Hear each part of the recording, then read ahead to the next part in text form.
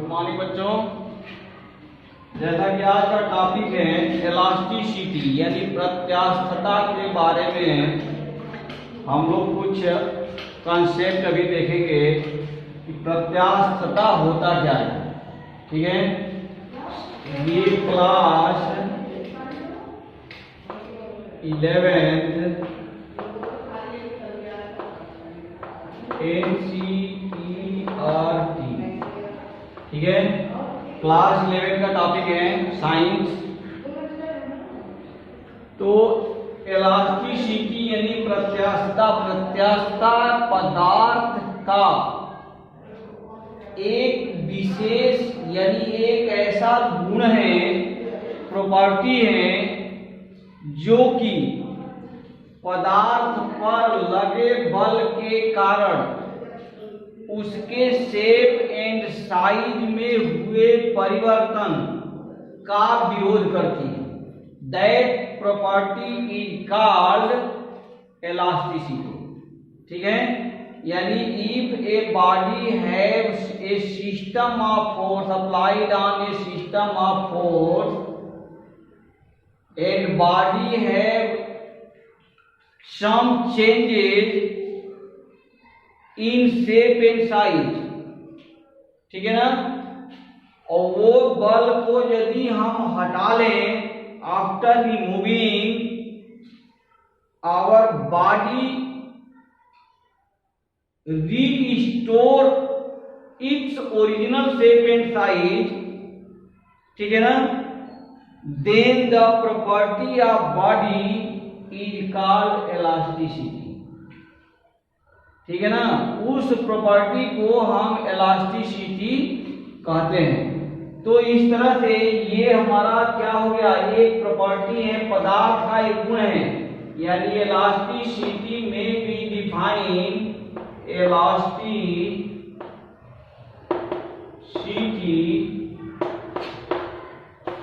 में B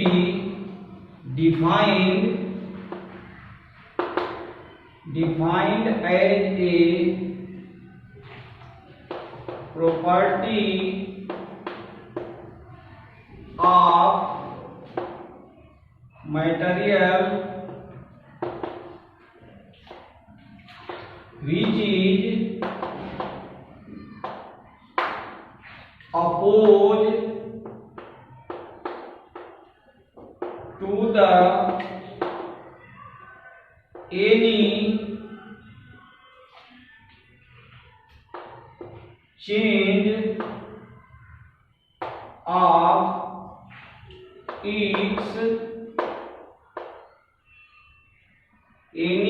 of its shape or size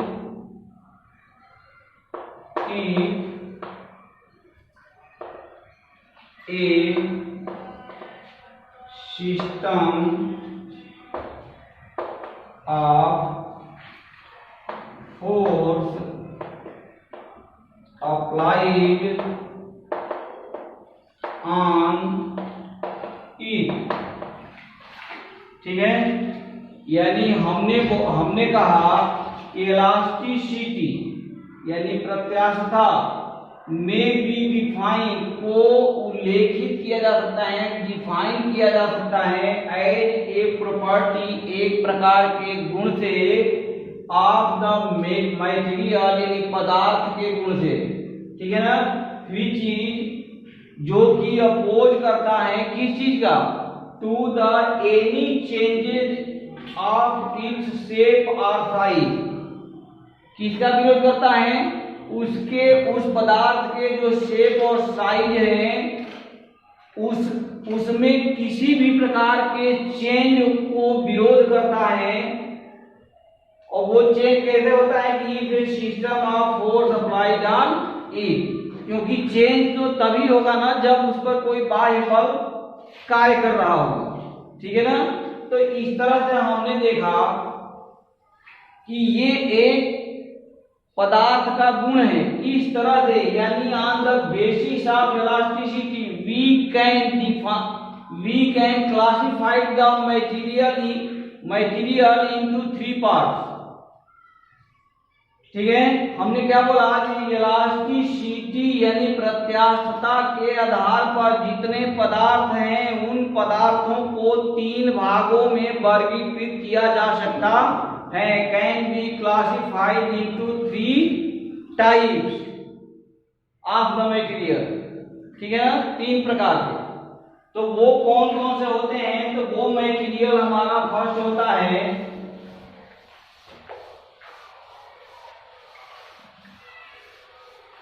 इसमें हम यदि देखें 3 प्रकार के हमने बोला, तो नंबर फर्स्ट होता है इलास्टिक,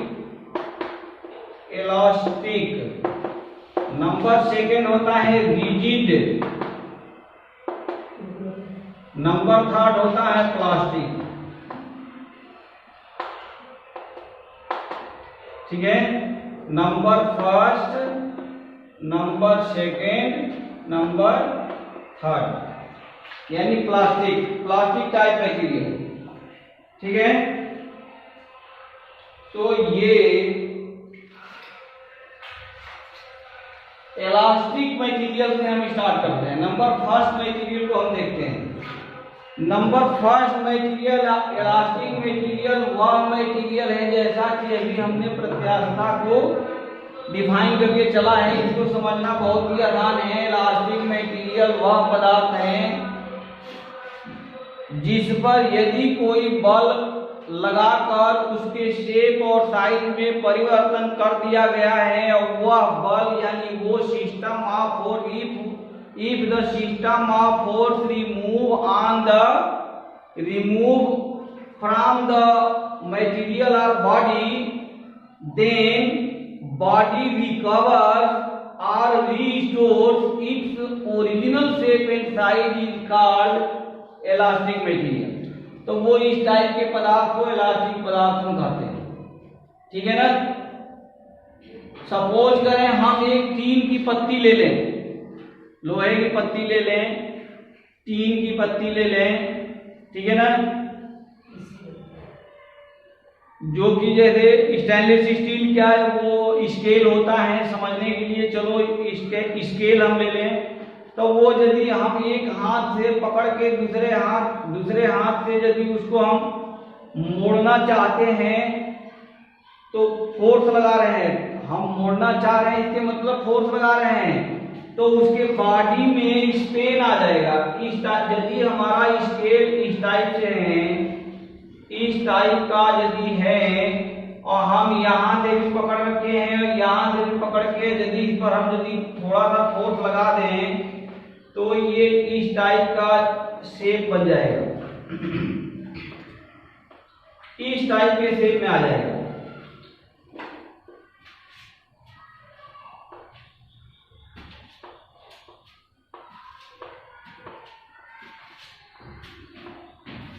इस टाइप के शेप में आ जाता है। लेकिन ये यदि हम इस टाइप से फोर्स लगा रहे हैं, तो इस टाइप से हमने फोर्स लगाया तो वो इस टाइप से स्पेन कर जाता है।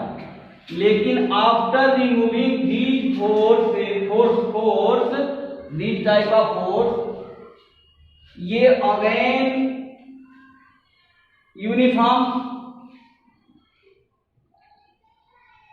यूनिफॉर्म हो जाता है ना, यानी ये स्पेन क्या हो जाएगा, रिमूव हो जाएगा।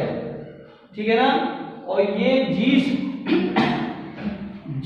गुण के पदार्थ के जिस गुण के कारण ये फिर ओरिजिनल शेप साइज में आ जाता है, वह प्रॉपर्टी यानी that property of material is called elasticity, and this type of material is known as elastic material.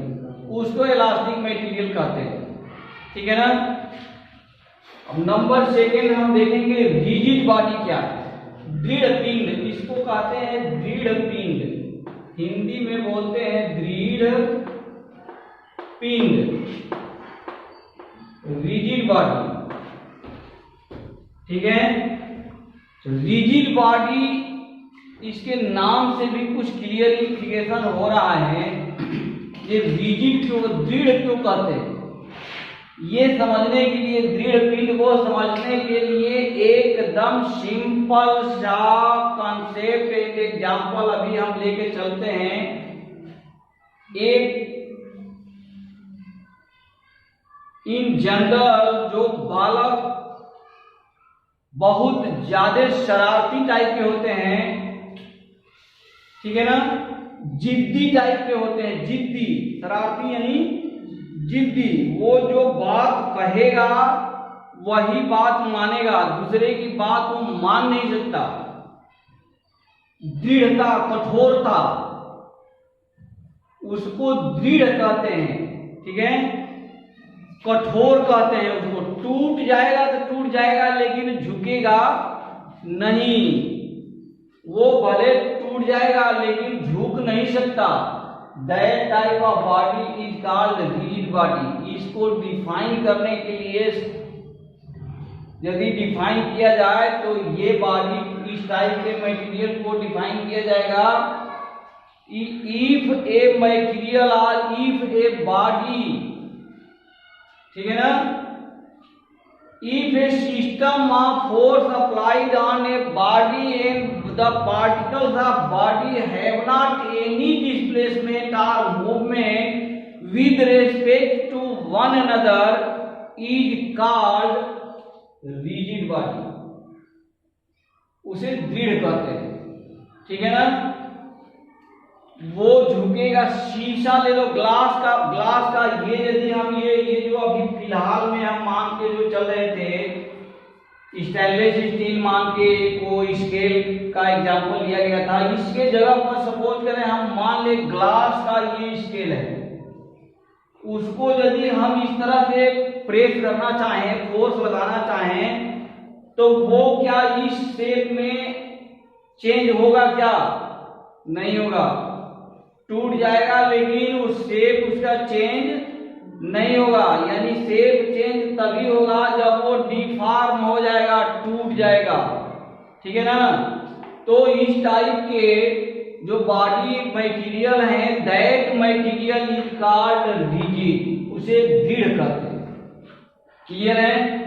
और 100% जो रिजिड बॉडी का एग्जांपल या कहीं क्वेश्चन आए तो 100% का जो रिजिड बॉडी होता है वो क्या होता है? डायमंड, हीरा। Diamond is 100% rigid body. वो 100% रिजिड बॉडी होता है, टूट जाएगा लेकिन उसके शेप में कोई चेंज नहीं आएगा, ठीक है। तो ये दृढ़ पिंड होता है, रिजिड बॉडी होता है। नाउ नंबर 3 यदि हम देखें प्लास्टिक मटेरियल हम लोग आम रूप से बिहेवियर में देखते हैं, हर जगह जहाँ समझते हैं। सपोज करो एक पेन ही ले लो, जो आजकल पेन चल रही है प्लास्टिक बॉडी की, मैक्सिमम तो प्लास्टिक बॉडी होती है। जो लिखो फेंको करके जो पेन आ रही है, इस पेन को यदि हम एग्जाम्पल के रूप में यूज करें, ठीक है, प्लास्टिक की बनी होती है। इसको एक बार यदि हल्का सा हम प्रेस करते हैं ना, हल्का सा भी, तो वो जो टेढ़ापन आ जाता है, यानी उसके बॉडी में जो चेंजेज आ जाता है, वो उसके बाद फोर्स हटा देने के बाद भी वो 100% रिमूव नहीं होता है। यानी वो डिफॉर्मेशन कंडीशन में चला जाता है, वो फिर ओरिजिनल स्टेट में वापसी आना मुश्किल है, वो आएगा नहीं, ठीक है ना, क्योंकि वो डिफॉर्म हो चुका है। उसके जो कण हैं, पार्टिकल्स हैं, वो एक दूसरे से जगह छोड़ चुके हैं, वो फिर अपने जगह पर आएंगे नहीं। तो इस टाइप के जो हमारा मटेरियल है, that material is called plastic material, ठीक है ना। तो प्लास्टिक मटेरियल में be defined as a system of force applied on the body and the changes of body, yani shape and size, in shape and size cannot be removed after removing the force, system of force or force, that type of material is called plastic। वो plastic material होता है, ठीक है ना। तो अब हम चलेंगे प्रत्यास्थता के बारे में। मेन हमारा टॉपिक है अभी हम इलास्टिसिटी के बेस पर आधार पर जितने पदार्थ हैं हमारे सामने उनको 3 भागों में हमने क्या किया, वर्गीकृत किया, बांट दिया। इन 3 भागों में बांटने के बाद अब हम पुनः आएंगे प्रत्यास्थता के बारे में। अब देखेंगे कि इसका इंपॉर्टेंस क्या है, what is the importance of elasticity and how can calculate the elasticity of material and the behaviour of physical quantity of the behaviour ना किस तरह से एक दूसरे पर डिपेंड होता है अंडर द इलास्टिसिटी कंडीशन, वो रिलेशन भी हम अभी यहां देखेंगे। Now our next topic is limit of elasticity, यानी प्रत्यास्थता की सीमा। तो यदि प्रत्यास्थता की सीमा की हम बात करें तो किसी भी इलास्टिक मटेरियल का के लिए, किसी भी इलास्टिक मटेरियल के लिए जो हम बल लगा के उसके शेप और साइज में सम चेंज लाना चाहते हैं या लाते हैं, उस शेप और साइज, चेंज इन शेप और साइज का एक लिमिट होता है। उस लिमिट से ज्यादा यदि हम चेंज कर दें तो वो पुनः ओरिजिनल स्टेट में यानी ओरिजिनल शेप और साइज में आता नहीं है, और यदि नहीं आता तो that limit is called limit of elasticity. ठीक है, सपोज करें एक किसी, ये समझने के लिए बहुत सिंपल सा एग्जांपल पकड़ लो। एक बालक दूसरे बालक का हाथ पकड़ के क्या कर रहा है, मरोड़ रहा हो, ठीक है ना। तो एक सीमा तक यदि मरोड़ेगा तो उसके बाद वो यदि मरोड़ना छोड़ दे तो वो हाथ पुनः अपने ओरिजिनल शेप एंड साइज में आ जाएगा। लेकिन वो यदि एक सीमा से ज्यादा मरोड़ कर दिया जाए तो वो क्या हो जाता है, डिफॉर्म हो जाता है, यानी डिफॉर्मेशन स्टेट में पहुंच जाता है। और डिफॉर्मेशन स्टेट में पहुंच जाएगा तो वो फोर्स हटाने पर भी पुनः ओरिजिनल शेप एंड साइज में वो आएगा नहीं। तो that limit of force is called limit of elasticity. उस सीमा को क्या कहते हैं, प्रत्यास्थता की सीमा कहते हैं। यानी उस सीमा के बाद पदार्थ अपनी प्रत्यास्थता का जो गुण है, प्रॉपर्टी है, वो खो देती है। ठीक है ना, यानी वो प्लास्टिक स्टेज में चली जाएगी सीधे सीधे। इलास्टिक के बाद कहाँ चली जाएगी, प्लास्टिक में चली जाएगी। प्लास्टिक एक बार यदि फैला दिया जाए तो पुनः दोबारा वो अपने ओरिजिनल साइज में नहीं आता। ठीक है ना, तो हर एक पदार्थ का प्रत्यास्थता की क्या होती है, सीमा होती है।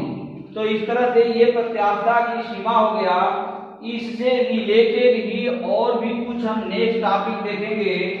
अब देखेंगे हम प्रतिबल विकृति तथा हुक का नियम। एक हमारे वैज्ञानिक साहब थे हुक, ठीक है ना, तो वो उनका वो इससे रिलेटेड कुछ नियम दिए थे, वो हम देखेंगे।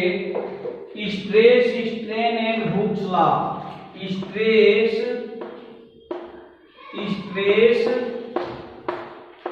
Strain and Hooke's law.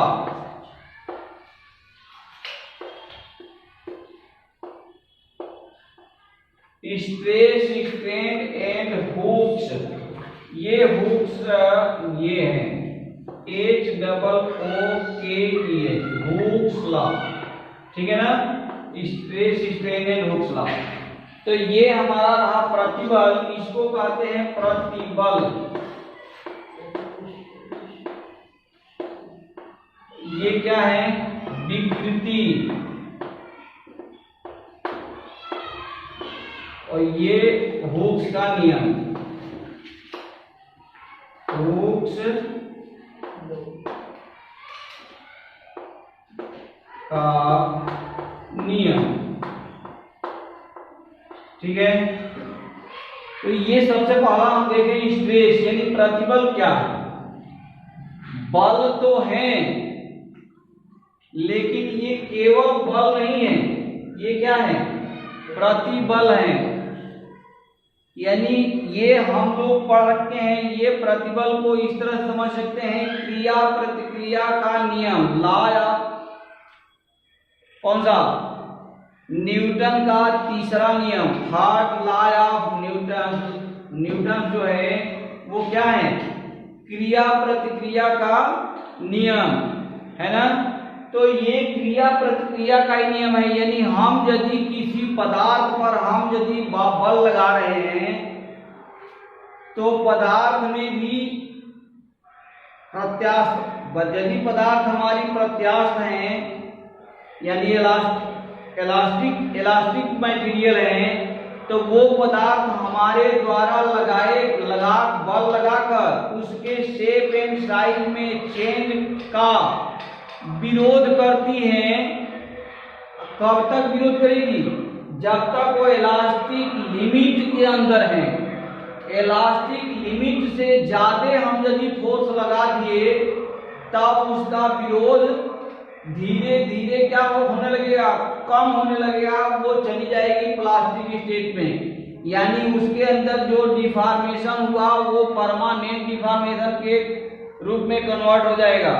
ठीक है ना। तो ये प्रतिबल, जो प्रतिबल है ये पदार्थ द्वारा लगाया गया बल है, यानी पदार्थ द्वारा विरोध करने वाला बल है, लगाया गया बल है। यानी हम जो बल लगा रहे हैं उसका जो विरोध करने वाला बल है वो बल है हमारा स्ट्रेस। लेकिन वो बल केवल ये बल नहीं है, स्ट्रेस में जो यूज हो रहा है that type of force is called प्रतिबल। लेकिन ये जो प्रतिबल है ये बल फोर्स नहीं है, ये एक तरह से दाब है। क्या है, दाब है। प्रतिबल मीन्स होता है, इंक्रीज होता है बल बटा क्षेत्रफल। इसका मतलब क्या होता है, ये होता है बल बटा अनुप्रस्थ काट का क्षेत्रफल, अनुप्रस्थ काट का क्षेत्रफल, बल बटा अनुप्रस्थ काट का क्षेत्रफल, ये ठीक है ना। अनुप्रस्थ काट का क्षेत्रफल यानी जो फोर्स हम लगा रहे हैं, जहां फोर्स लग रहा है उस फोर्स का line of action of force होता है, उससे जो परपेंडिकुलर एरिया निकालेंगे, जिस एरिया में बल लगा रहे हैं उसका परपेंडिकुलर एरिया, ठीक है, जो एरिया विरोध कर रही है उस बल का, वो एरिया अनुप्रस्थ काट का क्षेत्रफल है। तो ये हो जाता है स्ट्रेस। यानी वैसे हम यदि मैथमेटिकल फॉर्म में देखें तो ये बराबर हो जाता है F डिवाइडेड बाई A। ठीक है, इसको हम P से नहीं बल्कि स्मॉल p से, आज स्टैंडर्ड बुक में कुछ में सिग्मा से डिनोट करते हैं, स्मॉल सिग्मा से। ठीक है ना। यानी it is denoted by small p और सिग्मा। ठीक है, तो ये है हमारा प्रतिबल स्ट्रेस। और इसके साथ ही हम स्ट्रेन यदि देखें, स्ट्रेन तो इसका यदि हम वो निकालना चाहें, क्या बीमा लिखना चाहें, डायमेंशन लिखना चाहें, तो हम लिख सकते हैं, ये वही आएगा। एफ का क्या होता है, केजी मीटर। चलो यहाँ हम लिखते हैं, तो इसका बीमा लिखते हैं F डिवाइडेड बाई A।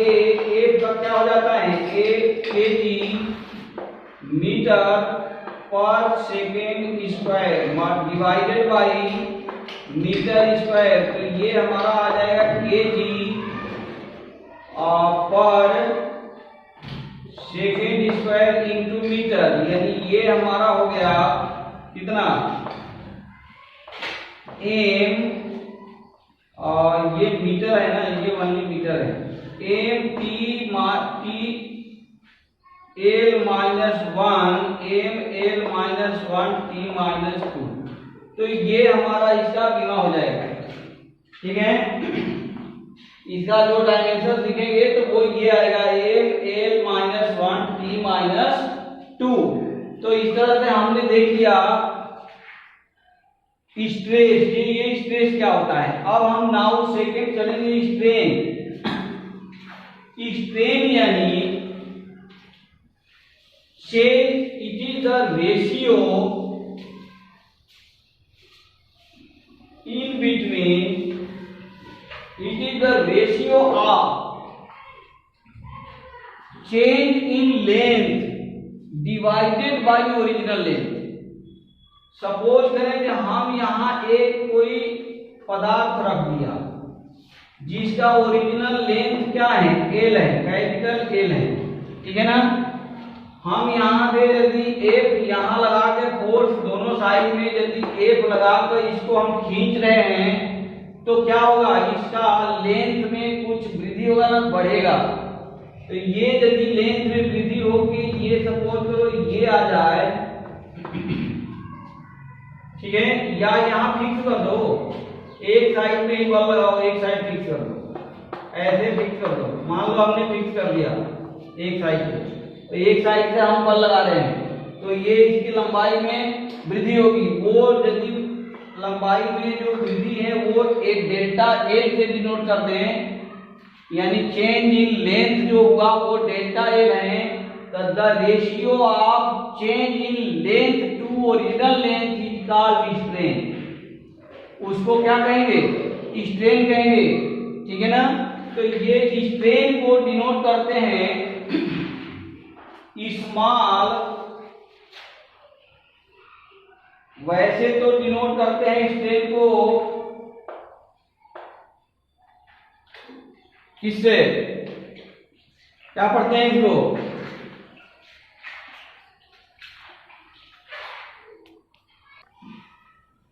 तो जैसा कि हमने देखा स्ट्रेन की बात बता रहे थे, तो strain it is denoted by this type of symbol, और इस सिंबल को क्या पढ़ते हैं, एप्सिलॉन, ठीक है ना।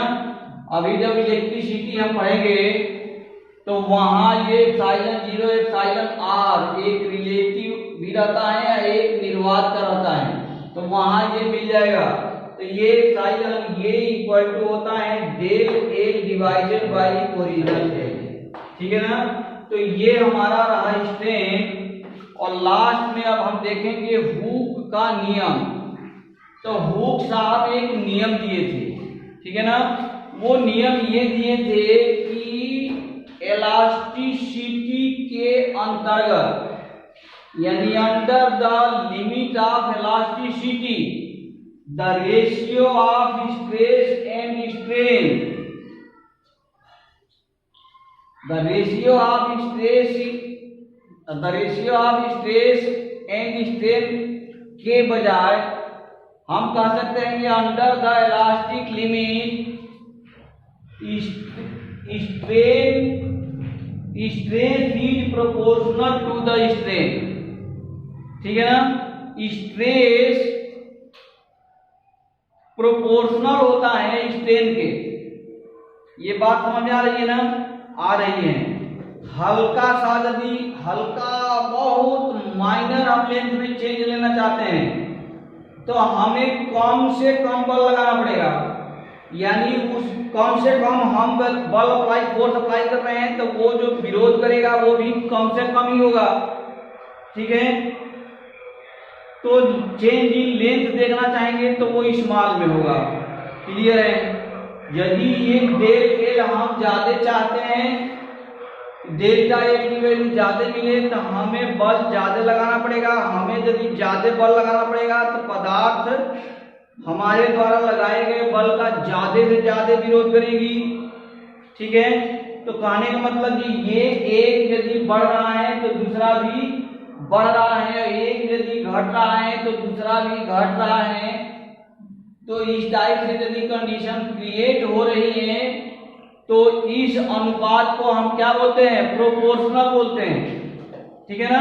तो ये प्रोपोर्शनल हो जाता है, यानी ये सिग्मा प्रोपोर्शनल टू सिग्मा नहीं स्मॉल p या सिग्मा, हाँ small sigma, sigma proportional to epsilon, proportional to epsilon, proportional to epsilon, ये होता है, ठीक है ना। और ये जो प्रोपोर्शनल का साइन हम हटाते हैं तो ये कांस्टेंट से गुणा कर देते हैं, ये क्लियर है। तो ये जो कांस्टेंट से हम गुणा करेंगे इक्वल टू करके, तो ये कैपिटल E यहाँ लिखेंगे। यह जो E कांस्टेंट आया दैट इज कॉल्ड यंग प्रत्यास्थ मॉडुलस ऑफ इलास्टिसिटी।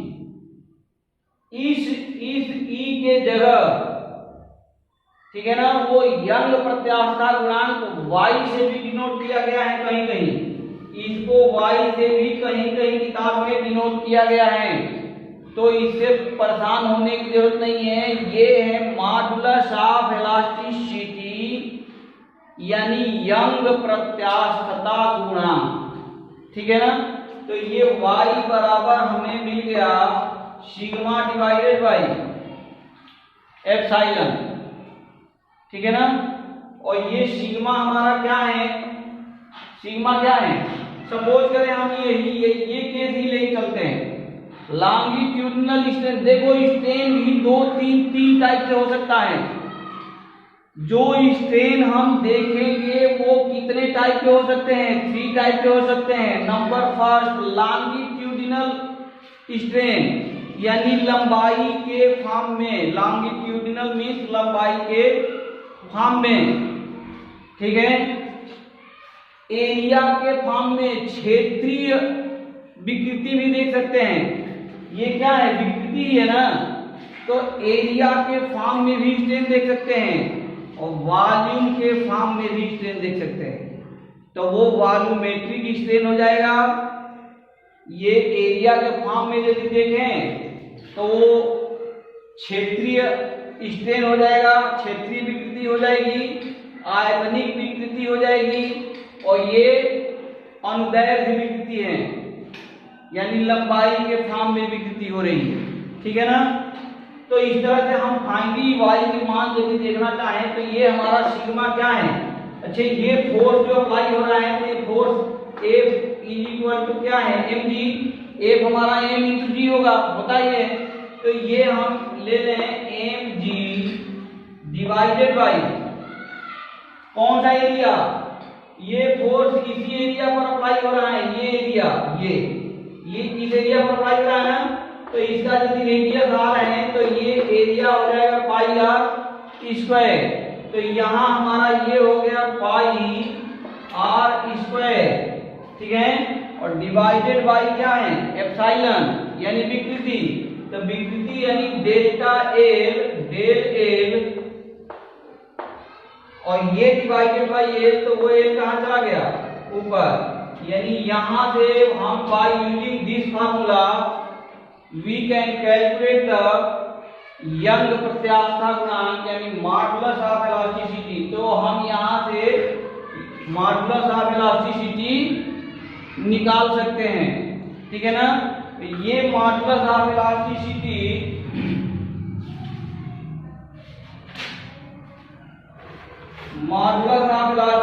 जो हम देख रहे हैं यंग प्रत्यास्थता गुणांक, वो किसमें होता है?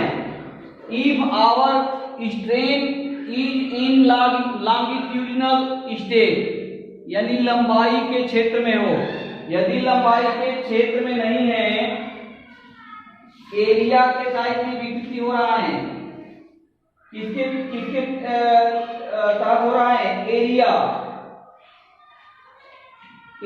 नहीं बल्कि आयतनात्मक। चलो, आयतनात्मक वॉल्यूमेट्रिक स्ट्रेन यदि हमें देखने को मिल रहा है, एरिया में शायद होता है एरिया में चेंज, लेकिन वो कंप्लीट नहीं है ना। एरिया बॉडी में एरिया का जो तात्पर्य है वो कंप्लीट कहानी नहीं है, ठीक है ना। कंप्लीटली चेंज यदि होगा तो उसके पूरे वॉल्यूम में चेंज हो जाएगा, हो जाएगा ना। चेंज इन वॉल्यूम हम निकालेंगे, तो ये यदि हमारा जो स्ट्रेन है ये वॉल्यूमेट्रिक टाइप का यदि है, तो ये y को उस केस में यानी in the case of volumetric strain इसको बल्क मॉडुलस कहते हैं। उस केस में इसको बल्क मॉडुलस कहते हैं और it is denoted by capital B। उस तहत यदि आयतनात्मक हमारा चेंज दिख रहा है, डेल्टा V हो रहा है, स्ट्रेन यदि हमारा है del V by original V, ये चेंज आ रहा है, तो इस केस में हमारा जो ये कांस्टेंट होगा वो B से डिनोट होगा, यानी B by sigma by del V divided by V, यानी ये V को हम ऊपर लिख सकते हैं, ये आ जाएगा। ठीक है, तो ये यहां से आयतनात्मक परिवर्तन हम देख सकते हैं और ये B की वैल्यू को कैलकुलेट कर सकते हैं। तो इस तरह से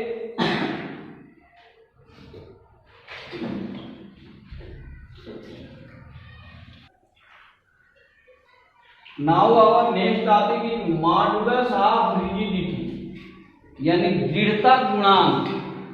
रिजिड बॉडी के बारे में भी अभी हम लोग पढ़े थे, उसी से रिलेटेड उसी टाइप का ये भी कहानी है। मॉडुलस ऑफ रिजिडिटी यानी दृढ़ता गुणांक। दृढ़ता गुणांक में कहानी ये है, ये जो विकृतियां होती हैं, जो हमारी विकृतियां होती हैं वो एंगल के फॉर्म में देखने में मिलती हैं।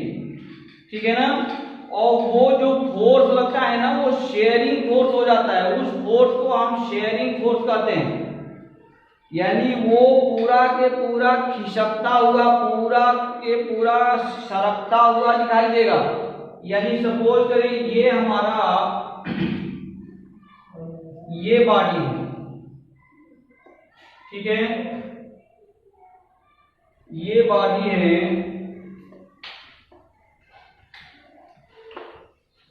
ये बॉडी, यहां से हम यदि इस पर फोर्स लगा दें तो ये क्या करेगा, ये यहां से ऐसे खिसक जाएगा, ये यहां से खिसक जाएगा, पूरा लेयर ही खिसक जाएगा, पूरा लेयर क्या हो जाएगा,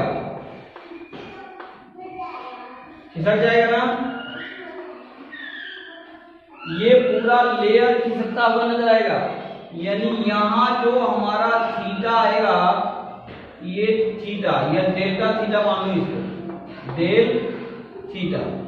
तो ये जो डेल्टा थीटा या थीटा के रूप में जो डिफॉर्मेशन दिखा, स्ट्रेन दिखा, ठीक है, तो ये इसके रेशियो, यानी ये जो फोर्स इस समय जो फोर्स लग रहा है इसको शेयरिंग फोर्स कहते हैं, शेयरिंग फोर्स।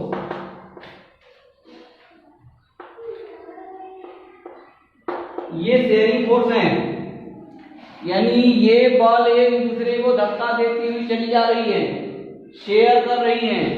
तो sharing force divided by sharing strain, sharing force divided by sharing strain यदि है तो वो उस समय के जो हमारा गुणांक होगा वो मॉडुलस ऑफ रिजिडिटी होगा, और इसे एटा से डिनोट करते हैं। किस चीज से डिनोट करते हैं, एटा। तो ये एटा बराबर हम यदि देखना चाहें, एटा इज इक्वल टू, तो एफ बाई ए तो रहेगा ही, और यहाँ क्या हो जाएगा, थीटा, डेल थीटा, और ऊपर क्या लिख दें, थीटा। तो ये केस हमें देखने को मिलेगा, ठीक है। तो ये हमारा चैप्टर का कुछ मुख्य टॉपिक था। इसके तहत हम लोगों ने प्रत्याशा की बहुत सारी सीमाएं देखा, और इसके साथ ही डिफरेंट टाइप के क्वेश्चन हम कर सकते हैं। इससे जो क्वेश्चन आते हैं बहुत ही सिंपल क्वेश्चन आते हैं, जो कि अभी फार्मूला में हम लोग डिस्कशन कर लिए हैं। ये क्वेश्चन ही इस टाइप के क्वेश्चन ही पूछे जाते हैं। तो देखना टाइमिंग कितना हो गया। तो इस तरह से ये हमारा प्रत्याशा के जो चैप्टर हैं ये अप्रोक्सीमेट समाप्त हुआ। कृपया इस चैप्टर से रिलेटेड क्वेश्चन सॉल्व करें स्वयं। यदि कोई दिक्कत आएगी तो हमारे नेक्स्ट वीडियो का अवलोकन अवश्य करने का कोशिश करें। नेक्स्ट वीडियो में मैं इससे रिलेटेड कुछ महत्वपूर्ण क्वेश्चन यानी इंपॉर्टेंट क्वेश्चन पर डिस्कशन करेंगे और साथ ही ये यदि टॉपिक समझने में ये वीडियो हेल्पफुल हो तो कृपया इसे लाइक, सब्सक्राइब और शेयर करना अवश्य न भूलें। इसके साथ ही ये वीडियो हमारे educational Facebook group study with SNM sir इस ग्रुप पर भी ये मौजूद रहती हैं। तो यदि चाहें तो इस ग्रुप में ज्वाइन करके भी वीडियो का अवलोकन किया जा सकता है। Thank you very much. जय हिंद, जय भारत।